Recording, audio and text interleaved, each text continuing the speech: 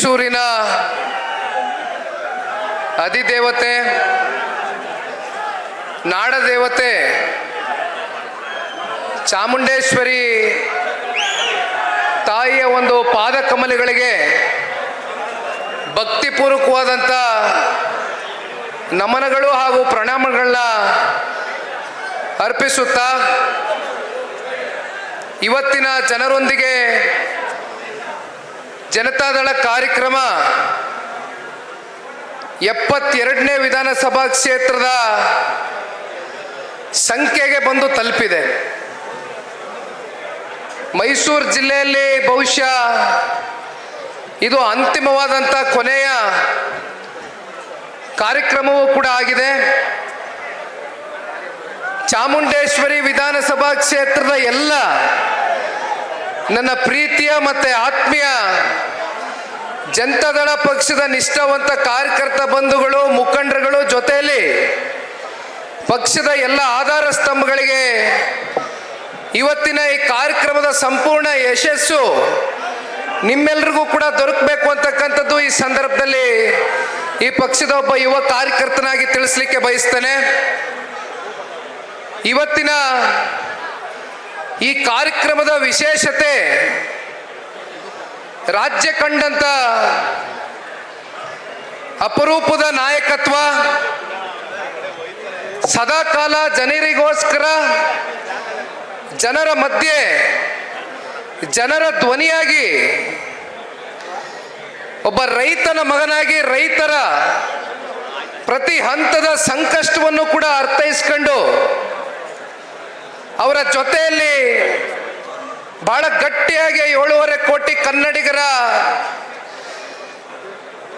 ಬಾಳನ್ನು ಹಸನಗೊಳಿಸ್ತಕ್ಕಂಥದ್ದಕ್ಕೆ ಪ್ರಾಮಾಣಿಕ ಸೇವೆಯನ್ನು ಸಲ್ಲಿಸ್ತಾನೆ ಬರ್ತಾ ಇರ್ತಕ್ಕಂಥ ನಮ್ಮ ನಿಮ್ಮೆಲ್ಲರ ನೆಚ್ಚಿನ ಮಾಜಿ ಮುಖ್ಯಮಂತ್ರಿಗಳು, ಇಂದಿನ ಕೇಂದ್ರದ ಸಚಿವರಾಗಿರ್ತಕ್ಕಂಥ ಸನ್ಮಾನ್ಯ ಕುಮಾರಣ್ಣ ಅವರು ಚಾಮುಂಡೇಶ್ವರಿ ವಿಧಾನಸಭಾ ಕ್ಷೇತ್ರಕ್ಕೆ ಇಂದಿನ ಕಾರ್ಯಕ್ರಮಕ್ಕೆ ಬರಲೇಬೇಕು ಅಂತಕ್ಕಂಥ ಪ್ರೀತಿಯಿಂದ ತಾವೆಲ್ಲರೂ ಕೂಡ ಅವ್ರನ್ನೇನು ಬರ್ಮಾಡ್ಕೊಂಡಿದ್ದೀರಿ. ನಿಮ್ಮೆಲ್ಲರ ಪರವಾಗಿ ಮತ್ತೊಮ್ಮೆ ಪಕ್ಷದ ಒಬ್ಬ ಯುವ ಕಾರ್ಯಕರ್ತನಾಗಿ ಸನ್ಮಾನ್ಯ ಕುಮಾರಣ್ಣ ಅವ್ರಿಗೆ ಈ ಪಕ್ಷಕ್ಕೆ ಈ ಒಂದು ಕಾರ್ಯಕ್ರಮಕ್ಕೆ ಸ್ವಾಗತವನ್ನ ಕೋರಲಿಕ್ಕೆ ಬಯಸ್ತೇನೆ. ಮೈಸೂರು ಜಿಲ್ಲೆಯ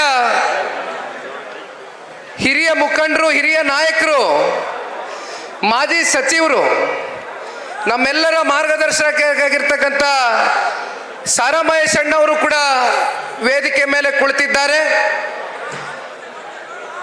ಬಹುಶಃ ಇವತ್ತಿನ ಈ ಕಾರ್ಯಕ್ರಮದ ಜವಾಬ್ದಾರಿಯನ್ನು ಹೊತ್ತು ಸಾಮೂಹಿಕವಾಗಿ ಎಲ್ಲರೂ ಕೂಡ ನಾಯಕರು ಸೇರಿ ಕಾರ್ಯಕ್ರಮವನ್ನು ಯಶಸ್ವಿಗೊಳಿಸಬೇಕು ಅಂತಕ್ಕಂಥ ನಿಟ್ಟಿನಲ್ಲಿ ಸಾರಾ ಮಹೇಶ್ ಅಣ್ಣ ಅವರ ಪಾತ್ರವೂ ಕೂಡ ಅತಿ ದೊಡ್ಡದಾಗಿದೆ. ಜೊತೆಯಲ್ಲಿ ನಮ್ಮ ಆತ್ಮೀಯ ಸಹೋದರ ಹುಣಸೂರು ಕ್ಷೇತ್ರದ ಶಾಸಕರಾಗಿರ್ತಕ್ಕಂಥ ಹರೀಶ್ ರವರು ಇವತ್ತಿನ ಈ ಕಾರ್ಯಕ್ರಮದ ಸಂಪೂರ್ಣ ಜವಾಬ್ದಾರಿಯನ್ನು ಹೊತ್ತಿ ಕೆಲವು ದಿನಗಳಿಂದ ನಿಗದಿಪಡಿಸಿದಂಥ ಈ ಕಾರ್ಯಕ್ರಮದ ಯಶಸ್ಸಿಗೆ ಅವರು ಕೂಡ ಬಹು ಮುಖ್ಯವಾದಂಥ ಪಾತ್ರಧಾರಿಗಳಾಗಿದ್ದಾರೆ ಅಂತಕ್ಕಂಥದ್ದನ್ನು ಈ ಸಂದರ್ಭದಲ್ಲಿ ಹೇಳ್ತಾ, ಮತ್ತು ಮೈಸೂರು ಜಿಲ್ಲೆಯ ಎಲ್ಲ ವಿಧಾನ ಪರಿಷತ್ನ ಸದಸ್ಯರುಗಳು, ನೂತನ ಜಿಲ್ಲಾಧ್ಯಕ್ಷರು ಅಶ್ವಿನ್ ರವರು, ಎಲ್ಲ ಜಿಲ್ಲೆಯ ಮತ್ತೆ ತಾಲೂಕಿನ ಪದಾಧಿಕಾರಿಗಳು ವೇದಿಕೆ ಮುಂಭಾಗದಲ್ಲಿ ವೇದಿಕೆ ಮೇಲೆ ಕೂತಿದ್ದಾರೆ. ಎಲ್ಲರ ಹೆಸರನ್ನ ನಾನು ತೆಗೆದುಕೊಳ್ಳಕ್ಕೆ ಹೋಗೋದಿಲ್ಲ, ಕಾರಣ ಈಗಾಗಲೇ ಸಮಯ 1:15 ಗಂಟೆ ಆಗಿದೆ.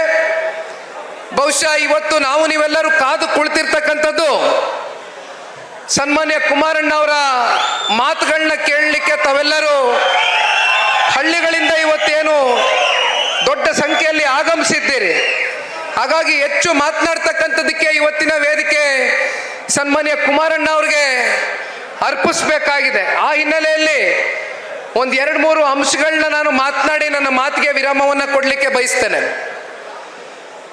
ತಮ್ಮೆಲ್ರಿಗೂ ಗೊತ್ತಿದೆ, 2023ರ ಸಾರ್ವತ್ರಿಕ ವಿಧಾನಸಭಾ ಚುನಾವಣೆಯ ಬಳಿಕ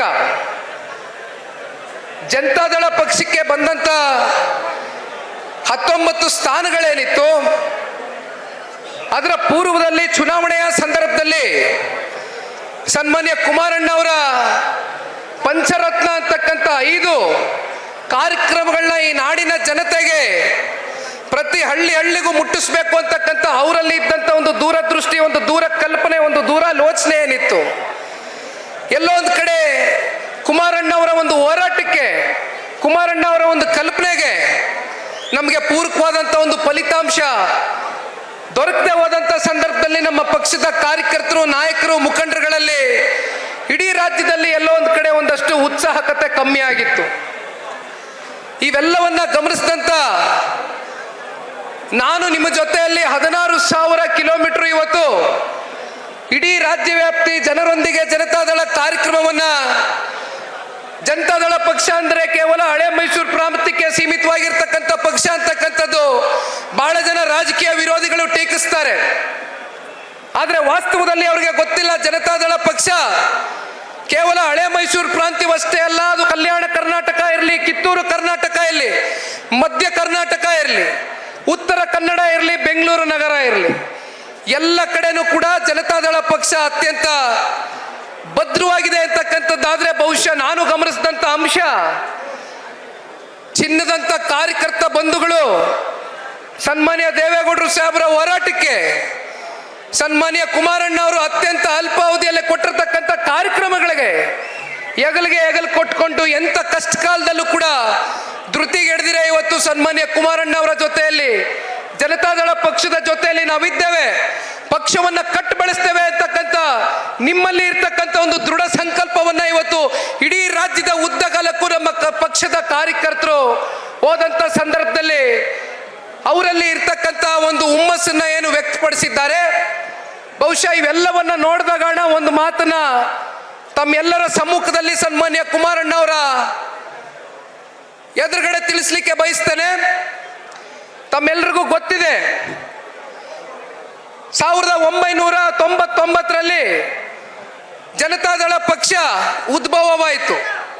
ಸರಿಸುಮಾರು 25 ವರ್ಷಗಳ ಕಾಲ ಒಂದು ಪ್ರಾದೇಶಿಕ ಪಕ್ಷ ಕನ್ನಡ ನಾಡಿನಲ್ಲಿ ಕರ್ನಾಟಕದ ಅಸ್ಮಿತೆಗೋಸ್ಕರ ನಾಡಿನ ನೆಲ ಜಲ ಭಾಷೆಗೆ ಸುದೀರ್ಘ ಕಾಲ ಹೋರಾಟವನ್ನ ಮಾಡಿರ್ತಕ್ಕಂಥ ರೈತರ ಪಕ್ಷ ಅಂತಾನೆ ಗುರುತಿಸ್ಕೊಂಡಿರ್ತಕ್ಕಂಥ ನೀವು ಬೆಳೆಸಿರ್ತಕ್ಕಂಥ ಜನತಾದಳ ಪಕ್ಷವನ್ನ ಇತ್ತೀಚಿನ ದಿನಗಳಲ್ಲಿ 25 ವರ್ಷ ಬೆಳ್ಳಿ ಹಬ್ಬವನ್ನ ಆಚರಣೆ ಮಾಡಿದೆ ಅಂತಕ್ಕಂಥದ್ದಾದ್ರೆ ಅದಕ್ಕೆ ಬಹುಪಾಲು ನಮ್ಮ ನಿಷ್ಠಾವಂತ ಕಾರ್ಯಕರ್ತ ಬಂಧುಗಳಿಗೆ, ನಮ್ಮ ಮೈಸೂರು ಜಿಲ್ಲೆಯಲ್ಲಿ ಇರ್ತಕ್ಕಂಥ ವಿಶೇಷವಾಗಿ ನಮ್ಮ ಚಾಮುಂಡೇಶ್ವರಿ ವಿಧಾನಸಭಾ ಕ್ಷೇತ್ರದಲ್ಲಿ ಎಲ್ಲ ನಮ್ಮ ತಂದೆ ತಾಯಂದ್ರುಗಳು, ನೀವು ಪುಣ್ಯಾತ್ಮರು, ಸುದೀರ್ಘವಾದಂಥ ಸನ್ಮಾನ್ಯ ದೇವೇಗೌಡರು ಕುಮಾರಣ್ಣ ಅವರ ರಾಜಕೀಯದ ಒಂದು ಹೋರಾಟಕ್ಕೆ ನಿರಂತರವಾಗಿ ಕೊಟ್ಟಿರ್ತಕ್ಕಂಥ ಬೆಂಬಲ ಇವತ್ತು ಜನತಾದಳ ಪಕ್ಷ ನಿಮ್ಮ ಕಣ್ಣೆದುರುಗಡೆ 25 ವರ್ಷಗಳ ಕಾಲ ಬೆಳ್ಳಿ ಹಬ್ಬವನ್ನು ಆಚರಣೆ ಮಾಡಿದೆ.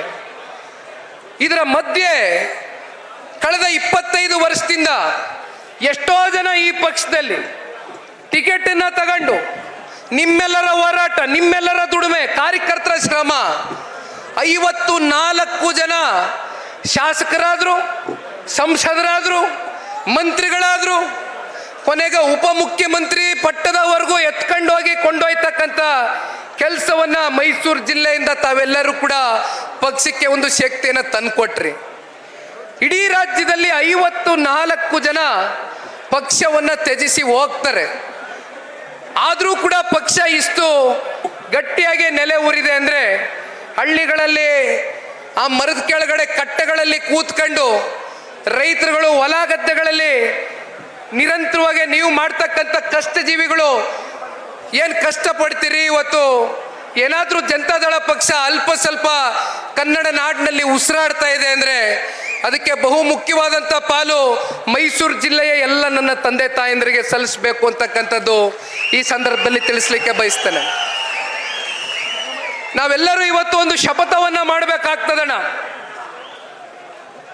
ಮೈಸೂರು ಜಿಲ್ಲೆಯಲ್ಲಿ ಇರ್ತಕ್ಕಂಥ 11 ವಿಧಾನಸಭಾ ಕ್ಷೇತ್ರಗಳಲ್ಲಿ 11ಕ್ಕೆ 11 ಕೂಡ NDA ಅಭ್ಯರ್ಥಿಗಳ ಗೆಲ್ಲುವ ಮೂಲಕ ಅದರಲ್ಲಿ ಬಹುಪಾಲು ಜನತಾದಳ ಪಕ್ಷದ ನಾಯಕರುಗಳು ಸ್ಪರ್ಧಿಗಳಾಗಿ ಇಳಿದು ಮೈಸೂರು ಜಿಲ್ಲೆಯಲ್ಲಿ ಮತ್ತೊಮ್ಮೆ ಜಿಲ್ಲೆಯ ಎಲ್ಲ ನನ್ನ ತಂದೆ ತಾಯಿಂದ್ರ ಒಂದು ಆಶೀರ್ವಾದ ಸಹಕಾರದಿಂದ ಜನರ ಪರವಾದಂಥ ಜನರಿಗೋಸ್ಕರ ಸರ್ಕಾರವನ್ನು ಕನ್ನಡ ನಾಡಿನಲ್ಲಿ ರಚಿಸ್ತಕ್ಕಂಥದ್ದಕ್ಕೆ ನಾವು ನೀವೆಲ್ಲರೂ ಕೂಡ ಪಣ ತೊಟ್ಟಿ ಹೋರಾಟವನ್ನು ಮಾಡಬೇಕಾಗ್ತದೆ. ಕಾರಣ ನಮ್ಮ ಕಣ್ಮುಂದೆ ಇವತ್ತು ಇರ್ತಕ್ಕಂಥದ್ದು ಕೇವಲ 700 ದಿನ ಅಷ್ಟೇ ಬಾಕಿ ಇರ್ತಕ್ಕಂಥದ್ದು.